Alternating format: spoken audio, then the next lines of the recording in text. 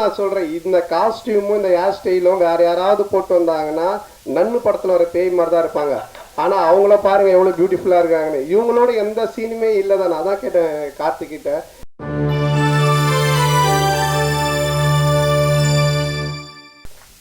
எல்லாருக்கும் வணக்கம். ஆல்ரெடி 2 மணி நோக்கி போயிட்டு இருக்கோம். நிறைய பேர் பசிக்க ஆரம்பிச்சுட்டு இருக்கோம்னு நினைக்கிறேன். அதில் சேஸ் மாதிரி மாம்சில் கொஞ்சம் சுகர் பேஷண்ட் வேறு, மாத்திரை போடுற டைம் ஆகிட்டு இருக்கோம். ஸோ அதனால் நான் ஸ்ட்ரைட்டாக சக்ஸஸ் மீட் நன்றி அப்படின்றது நம்ம ப்ரொடியூசர் விஸ்வாஸ் சாரில் ஆரம்பித்து ப்ரொடக்ஷனில் டீ கொடுக்கிற தம்பி வரைக்கும் நம்ம எல்லார் பேருமே சொல்லி ஆகணும். ஏன்னா எல்லாருடைய உழைப்பும் தான் இந்த படத்தினுடைய சக்ஸஸ். ஸோ எல்லாருக்குமே என்னுடைய மனமார்ந்த நன்றி. ஸோ எல்லாருக்கும் ஒன் செகண்ட் நன்றி நான் சொல்லிக்கிறேன். ஆல்ரெடி டைம் இல்லை. நீங்கள் ஏதாவது நீங்கள் பேசுகிறதா இருந்தால் கொஸ்டின்ஸ் எதனா இருந்தால் நம்ம கொஞ்சம் ஃபியூ கொஸ்டின்ஸ் மட்டும் நம்ம இன்ட்ராக்ட் பண்ணிக்கலாம். வந்துட்டீங்களா தலைவா?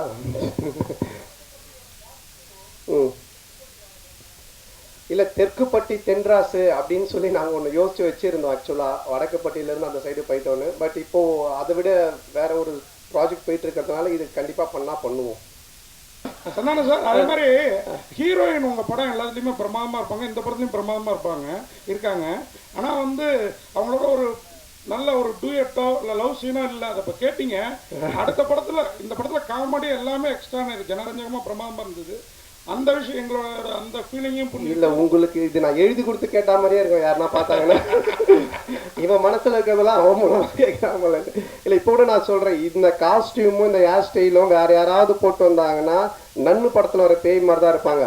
ஆனால் அவங்கள பாருங்க எவ்வளோ பியூட்டிஃபுல்லாக இருக்காங்கன்னு. இவங்களோட எந்த சீனுமே இல்லைதான். நான் தான் கேட்டேன் கார்த்திகிட்ட. இவனும் உங்களை பேர் தான் வச்சிருக்கேன், ஆனால் இந்த ரசனை வர மாட்டுது, நான் என்ன பண்ணுறது?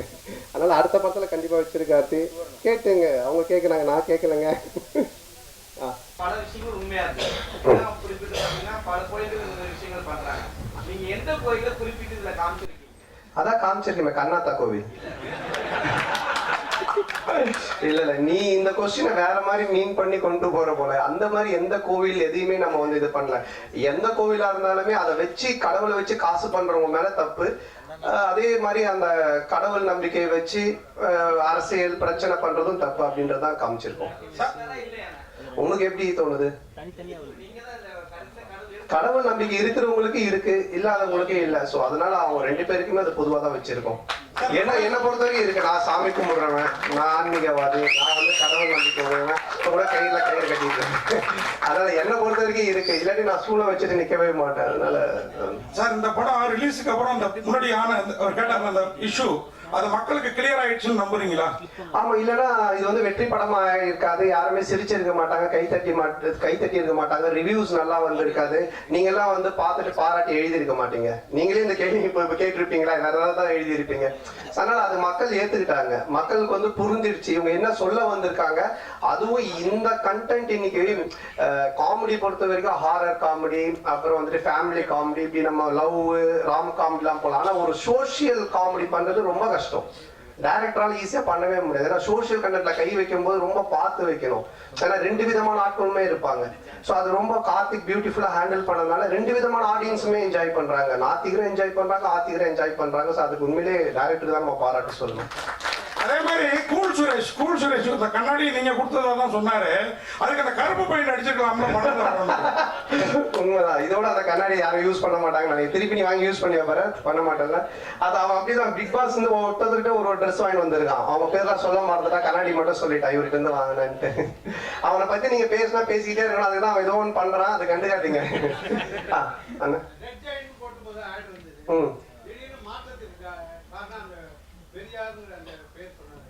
ஆமா, அது ஃபர்ஸ்ட் அந்த ஒரு இஷ்யூ ஆச்சு. அதுக்கப்புறம் அது ஒரு பாலிடிக்ஸா மாறிச்சு. இப்ப நம்ம படம் எடுத்தது எல்லாரும் மறந்து கவலையை மறந்து சிரிக்கணும்ன்ற அது ஒரு பிரச்சனையா ஒரு பாலிடிக்ஸா மாறும்போது எதெல்லாம் நமக்கு தேவையில்லை அதை நம்ம ஸ்மூத் பண்ணிக்கணும் அப்படின்றதுக்காக சில விஷயங்களை விட்டுட்டோம் வேண்டான்ட்டு. ஆமா, அதுல என்னன்னு இருக்கு.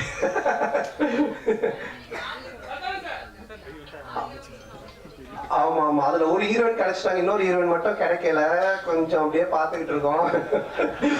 எங்க பத்திரிகை உலக நயன்தாரா மட்டும் இருக்கீங்க, அனுஷ்கா காணோம்.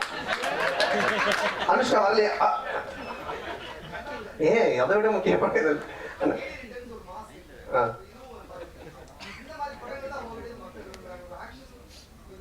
இல்ல எனக்கு பொறுத்தவரைக்கும் எல்லாருமே இப்போ பாத்தீங்கன்னா நிறைய பேர் படம் பார்த்துட்டு வாழ்க்கையில ரொம்ப இறுக்கமா இருக்கவங்க, ரொம்ப சோகமா இருக்கும், ரொம்ப பிரச்சனையா, மேபி சைக்காட்ரிக் டாக்டர் 2-3 பேர் எனக்கு அவங்க பேஷண்ட்ஸ்க்கு மெயினா இந்த ஷோஸ் எல்லாம் போட்டு காமிச்சிருக்காங்க. ஏன்னா இன்னைக்கு மக்கள்கிட்ட ரொம்ப இறுக்கம் தான் இருக்கு.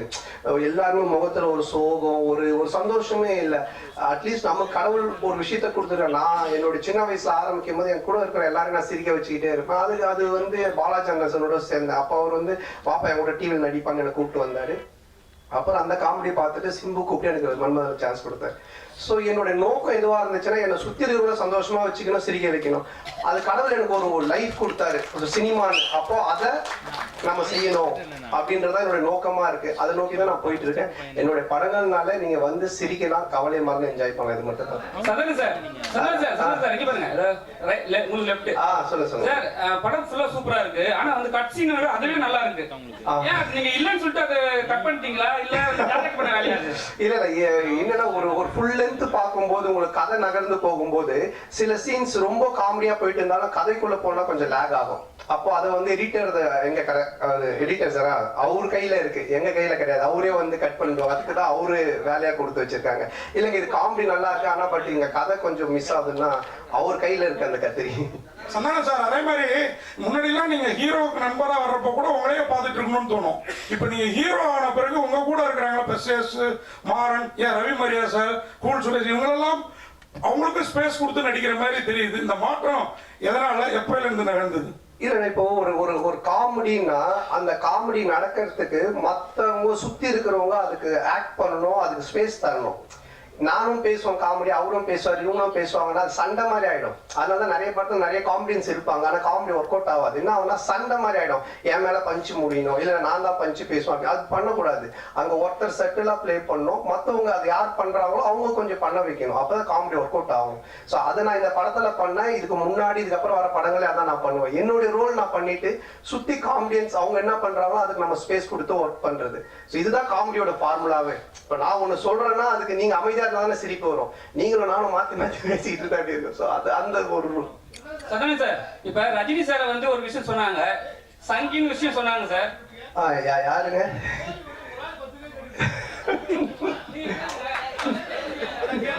சரி அண்ணன் கேட்டு முடியல. கேளுங்க, நீங்க கேளுங்க.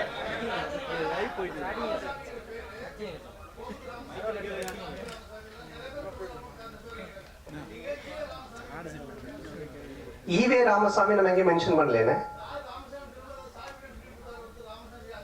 இல்லைண்ணா. படம் பாத்தீங்களேண்ணே, படத்துல அந்த பையன் கிட்ட வந்துட்டு கடவுள் நம்பிக்கை இல்லைன்னு ஒண்ணு சொல்லுவாங்க அவங்க அம்மா. அதாவது கடவுள் இருக்காரான்னுவாங்க. நான் இவ்வளவு கஷ்டப்படுறேன், பாலை செய்யறேன், நான் எப்படி கடவுளை நம்புறதுன்னு அவன் சொல்லுவான். அதுதான் அந்த கேரக்டர் கேட்பாரு, நம்ம ஜம்புலி ஜெகன் கேட்பாங்க. இது வந்துட்டுண்ணே நம்ம வந்து இல்லைண்ணா இப்ப வந்துட்டு நீங்க குப்புசாமி, கந்தசாமி என்ன பேர் வேணாலும் வைக்கலாம். நம்ம படத்துல ராமசாமி, வடக்குப்பட்டி ராமசாமின்னு வச்சதுக்கு காரணம் என்னன்னா டைரக்டர் வந்து கவுண்டமணி சாரோட ஃபேன், நானும் அவருடைய ஃபேன். டிக்கி லோனான்றது அவரோட டயலாக். அதே மாதிரி வடக்குப்பட்டி ராமசாமின்றது கவுண்டமணி சாரோட டயலாக். இதுக்கப்புறம் நானும் ஆர்யா நடிக்க போற படத்துக்கும் கவுண்டமணி சார் டயலாக் தான் வச்சிருக்காங்க. இதே இந்த ஒரு டயலாக் வராம இந்த நான் சொன்ன இந்த காரணங்கள்லாம் இல்லாமல் திடீர்னு நீங்க ராமசாமின்னு ஏன் வச்சீங்கன்னு கேட்டீங்கன்னா அது சரியா இருக்கும். அண்ணா ஒரு क्वेश्चन தான் சொன்னீங்க, 4 क्वेश्चन கேட்குறீங்க சார். அண்ணா இங்க பாருங்க, அண்ணா இங்க பாருங்க. இல்ல அண்ணா ஒரு நிமிஷம் முடிச்சேன் சார். அண்ணா உங்க பேர் என்னண்ணே? அண்ணாதோட. அப்ப நீங்க வந்து ஏடிஎம்கேல வந்துட்டு இதுவா இருக்கீங்களா? டிஎம்கே வந்து ஏன் நீங்க அண்ணாதோரன் பேர் வச்சிருக்கீங்க அப்படின்னு கேட்டா என்ன சொல்லுவீங்க? என்னென்ன பார்த்துக்க சொல்லுங்க. அண்ணா சோசியல் மீடியால வந்து சங்கின் வந்து ஒரு பெரிய ஆக்டர் சொல்லியிருந்தாங்க. அப்புறம் நீ அந்த ஈவேர மேட்டர் எடுத்துட்டு வந்து உங்களையும் வந்து சங்கின்னு சொன்னாங்க. அதுக்கு ஏதாவது பதில் இருக்கா உங்களுக்கு? சங்கின்றது என்னங்க, இப்ப நான் கூட 6வது நான் வந்து 6வது இல்ல, நான் ஸ்கூல் படிக்கும்போது ஒரு பொண்ணை லவ் பண்ணியிருந்தேன். அந்த பொண்ணு பேர் சங்கீதா, நான் சங்கின்னு தான் கூப்பிடுவேன். அதுக்காக சங்கி ஆயிடுமா? என்னங்க இருக்கு? நெக்ஸ்ட் ஓகே சார், அதே டயத்துல இப்போ ஒரு கேள்வி. நெருங்கல் ரவி சார் பேசுறப்போ வடக்குப்பட்டி ராமசாமிக்கு சலாம் போடுங்கன்னாரு. லால் சலாம் ரிலீஸ் ஆயிருக்கு, அடுத்த வாரத்தை நோக்கி போறதுனால அந்த டயலாக் யூஸ் பண்ணாரா தெரியலீங்களா? சார்கிட்ட தான் கேட்கிறேன் அவர் என்ன மீனிங்ல சொன்னார் அப்படின்னு சொல்லிட்டு. ஆனா ஏதாவது முடிச்ச லாஸ்ட் கொஸ்டினா?